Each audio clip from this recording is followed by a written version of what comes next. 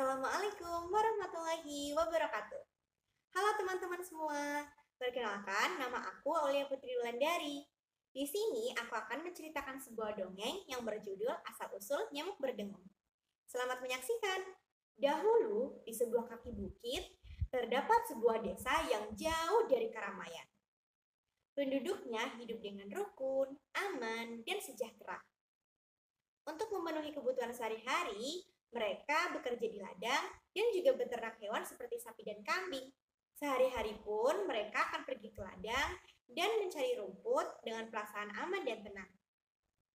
Namun, ketentraman itu suatu ketika terusik oleh kabar akan kedatangan si ratu nyamuk.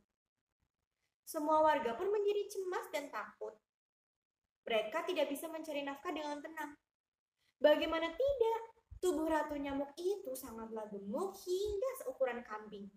Ia memiliki kaki yang panjang dan berbulu dan juga paruh yang amat lancip sehingga hewan dengan kulit sekeras kuda pun akan dicucuknya. Oleh karena itu, semua manusia ataupun hewan yang melewatinya akan dia hisap sampai kehabisan darah. Merasa keamanannya terancam, para warga pun segera mengadakan rapat yang dipimpin langsung oleh si kepala desa. Bagaimana kalau ratu nyamuk itu kita jebak dan binasakan ramai-ramai? Usul salah seorang warga. Warga lain menjawab, maaf saudaraku, saya pikir usulan Anda itu tidak akan berhasil. Ratu nyamuk dapat terbang sangat tinggi hingga sulit bagi kita untuk menjinakkannya apalagi membinasakannya. Seluruh warga pun akhirnya terdiam. Mereka mulai kebingungan karena sudah banyak usulan yang disampaikan, namun belum ada yang cocok dan belum ada yang disepakati. Mereka mulai putus asa dan juga cemas. Kepala desa akhirnya angkat suara di tengah keputusasaan itu. Tenang saudara-saudara, jangan dulu berputus asa. Setahu saya, ratu nyamuk itu punya subang sebagai sumber kekuatannya. Jika subang itu kita ambil, maka kekuatannya akan sirna dan kita menjadi lebih mudah untuk menghalaunya. Salah seorang warga bertanya, tapi Pak Kepala Desa, bagaimana kita dapat mengambil subang itu? Para warga pun saling melirik satu sama lain. Karena tidak ada yang berani mengambil subang itu. Mereka terlalu takut darahnya akan dihisap oleh si ratu nyamuk. Kemudian si kepala desa kembali menjawab, setahu saya, si ratu nyamuk juga sebentar lagi akan memasuki masa-masa bertelur. Maka ketika masa itu tiba, ia akan meminta pertolongan. Dan satu-satunya orang yang dapat dimintai tolong adalah dukun bayi. Salah seorang warga kembali bertanya, bagaimana dukun bayi itu dapat mengambil subang ratu nyamuk? Kemudian dengan tenang Pak Kepala Desa menjawab, sebelum menolongnya, dukun bayi itu harus membuat persyaratan bahwa subangnya harus diserahkan kepada si dukun bayi. Para warga kemudian mengangguk-angguk tanda persetujuan. Mereka akhirnya meminta tolong kepada Mbok Surti, satu-satunya dukun bayi yang ada di desa tersebut. Mbok Surti dikenal sebagai dukun bayi yang berani dan memiliki banyak pengetahuan. Kemudian Pak Kepala Desa menanyai Mbok Surti yang juga hadir dalam rapat tersebut. Bagaimana Mbok Surti? Apakah Mbok Surti bersedia untuk mengemban amanat dari para warga? Demi keamanan dan kenyamanan bersama, saya bersedia Pak Kepala Desa, jawab Mbok Surti. Benar saja, suatu ketika saat masa bertelur itu datang, ratu nyamuk pergi menemui Mbok Surti untuk meminta pertolongan. Dan sesuai yang direncanakan, Mbok Surti mengajukan syarat kepada ratu nyamuk. Aku bersedia menolongmu ratu nyamuk, namun dengan syarat kau akan menyerahkan subangmu kepadaku. Baik Mbok Surti, aku menerima persyaratanmu itu. Lalu setelah menyerahkan subangnya kepada Mbok Surti, ratu nyamuk segera terbang ke atas pohon dan bertengger.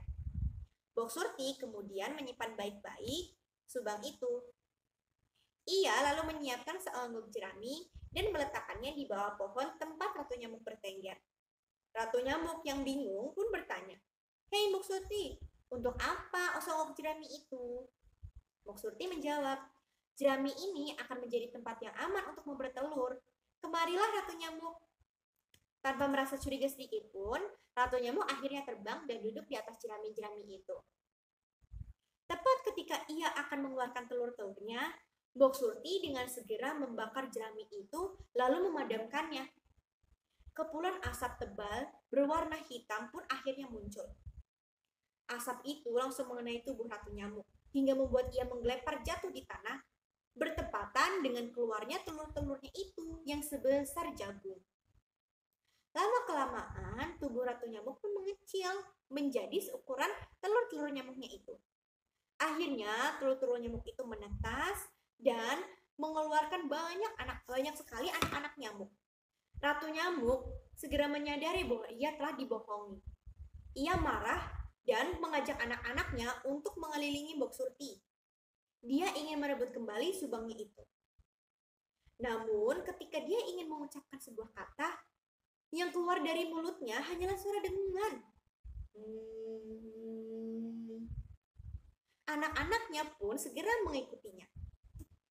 Bok Surti yang tidak mengerti apa maksud perkataan mereka segera meninggalkan mereka dan masuk ke dalam rumahnya.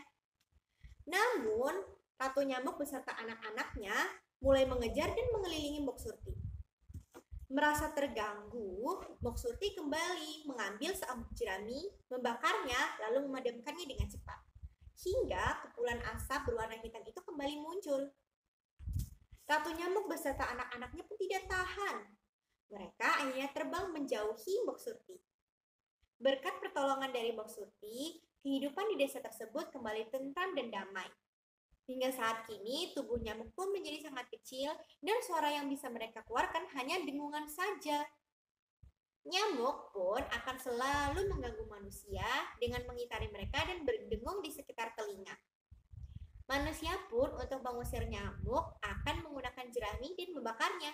Itulah yang dapat saya sampaikan. Semoga teman-teman terhibur ya. Terima kasih. Mohon maaf atas segala kekurangan.